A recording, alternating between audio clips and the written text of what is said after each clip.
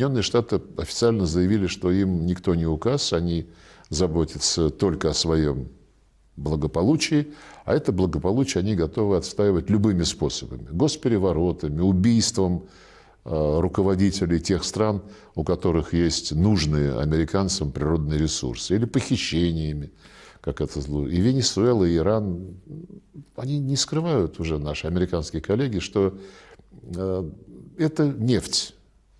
У них доктрина доминирования на мировых энергетических рынках.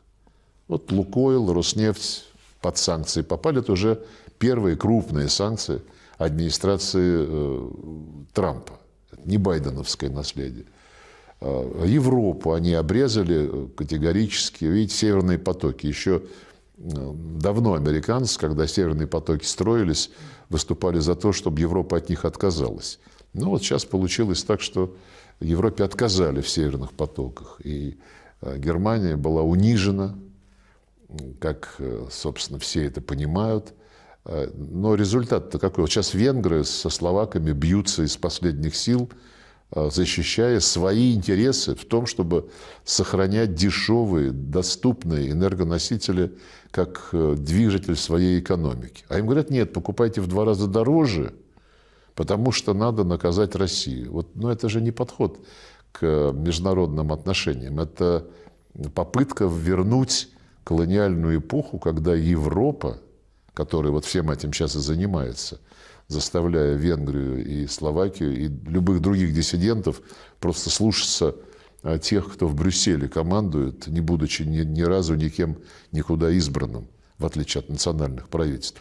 Европа, которая 500 лет руководила всем миром, и в эпоху колониализма, в эпоху рабовладельчества, и сейчас вот пытается неоколониализм закрепить в мире, она по-прежнему хочет жить за счет других и всем все диктовать. Высокомерие, презрение ко всем остальным, но оно просто, извините, прет из нынешних европейских политиков, когда они начинают нравоучениями заниматься.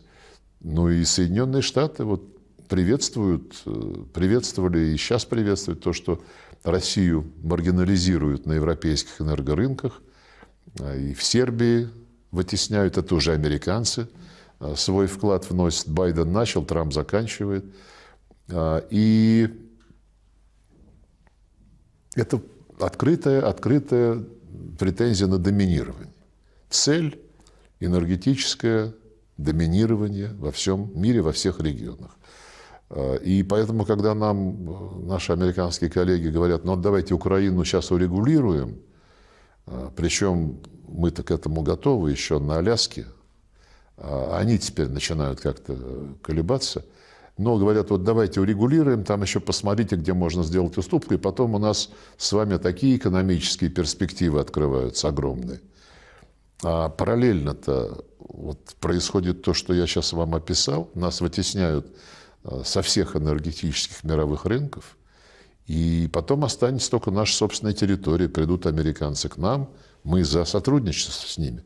Но если мы готовы на нашей территории проекты взаимовыгодные осуществлять, наверное, мы и предоставлять американцам то, что их интересует, с учетом и наших интересов, то, наверное, и наши интересы за пределами российских богатств тоже должны уважаться, пока мы этого не видим. Вот, поэтому это необычная ситуация, возвращение к тому, когда не было никаких рамок международных отношений. Было сказано прямо, интерес Соединенных Штатов превалирует над любыми договоренностями международными.